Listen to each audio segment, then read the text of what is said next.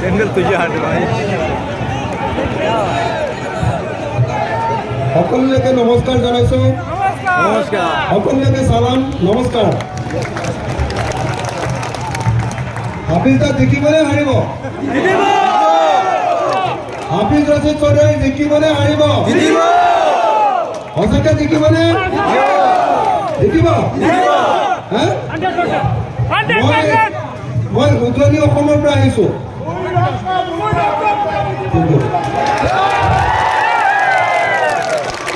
মই উজনি অসমৰ পৰা আহিছো যোৰহাটত আৰু ডিব্ৰুগড়ত কেম্পেইন কৰি আছিলো মই আপোনালোকক প্ৰথমতে খবৰ দিলো যে যোৰহাটত আমি বিৰোধী ঐক্যমঞ্চৰ প্ৰাৰ্থী ইণ্ডিয়াৰ প্ৰাৰ্থী গৌৰৱ গগৈক অতি কমেও 2 লাখ ভোটত জয়ী কৰা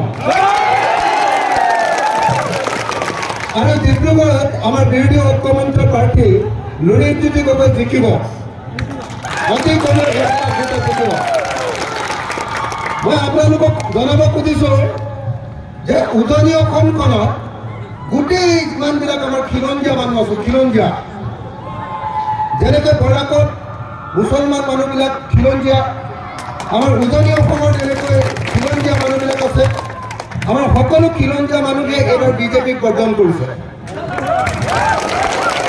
এইবাৰ খিলঞ্জীয়া মানুহবিলাকে বিজেপিক বয়কট কৰিছে কৈছে যে বিজেপিৰ গুণ্ডাগিৰি বহুত বেছি হৈ গৈছে ইয়াক আৰু সহ্য কৰিব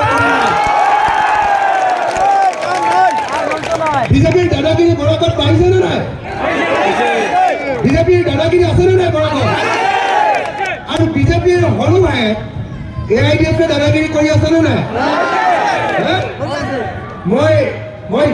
মই MLA আমি 126 জন MLA একেলগতে থাকো মই সদায় ভাবি থাকো যে বিজেপিৰ বিৰুদ্ধে বিজেপি হ'ল হিন্দু ধৰ্মৰ এটা মৌলবাদী দল হয়নে এটা মৌলবাদী সাম্প্ৰদায়িক দল নহয় জানো তো মই সদায় ভাবি থাকো যে মুছলমান ধৰ্মৰ মানুহ আহি AIDF বনাইছে এওঁলোকৰ সদায় কেতিয়াবা এছেম্বলিত কাজিয়া হৈ যাব নেকি এনেকৈ ভাবি থাকো সদায় মই এনেকৈ ভাবি থাকো দেই বহুত ডাঙৰ কাজিয়া হ'ব নেকি কিন্তু সদায় দেখি থাকো যে বিজেপিৰ লগত অকল মোৰ কাজিয়া হয় মোৰ লগত বহুত ডাঙৰ কাজিয়া হৈ যায় কিন্তু AIDF আৰু বিজেপিয়ে ইটোৱে ইটোক পিঠি বজুৱাই থাকে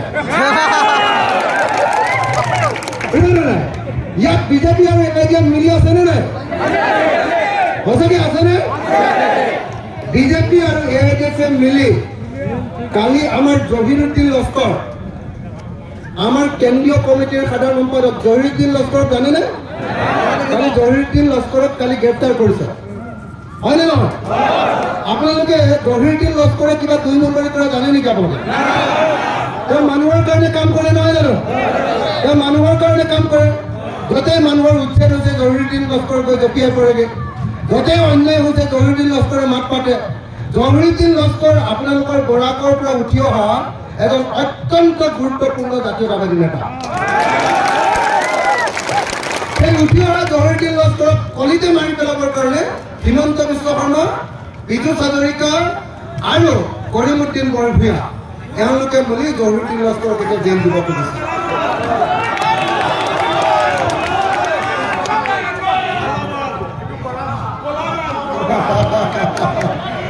কৈছে কোনোবাই কলামৰ বুলি কৈছে মই এইবিলাক নকওঁ আৰু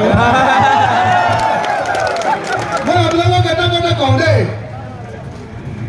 বৰাক উপত্যকাৰ মানুহক ব্ৰহ্মপুত্ৰ উপত্যকাৰ মানুহে অন্যায় কৰে বুলি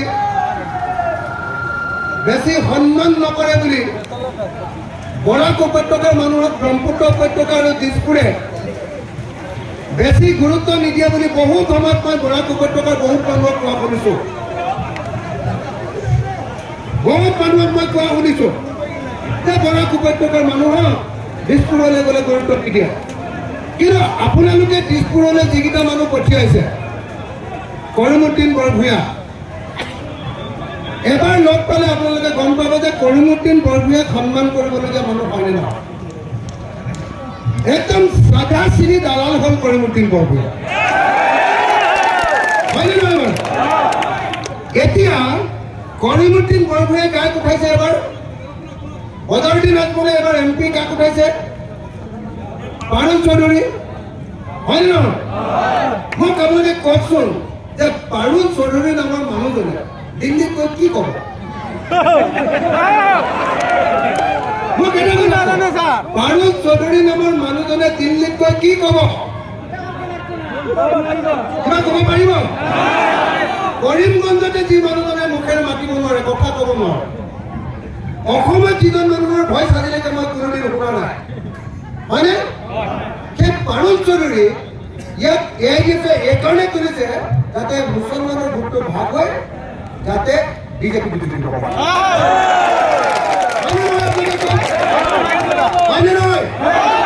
ইয়াৰ বিপৰীতে আমি যিজন কেণ্ডিডেট তুলিছো, হাফিজ ৰছিদ, কি নাম? হাফিজ ৰছিদ আহমেদ চৌধুৰী। হাফিজ ৰছিদ আহমেদ চৌধুৰী গুৱাহাটী হাইকোৰ্টৰ সিনিয়ৰ এডভোকেট। তেখেতৰ সন্মান এজন জাজৰ, গুৱাহাটী হাইকোৰ্টৰ এজন জাজৰ সন্মান, যেনেকৈ জাজ এজনৰ যিমান সন্মান থাকে এজন জাজৰ নিচিনা তেখেতক অসমৰ মানুহে সন্মান কৰে। হাফিজ ৰছিদ চৌধুৰী, হিমন্ত বিশ্ব শৰ্মা, মই যিজনক আটাইতকৈ বেছি বেয়া পাওঁ, এই হিমন্ত বিশ্ব শৰ্মাইও ছাৰ বুলি মাতে। এতিয়া হিমন্ত বিশ্ব শৰ্মাৰ দালাল কৰিমুদ্দিন বৰভূঞা, তেওঁৰ এজেণ্ট পাৰুল চৌধুৰী।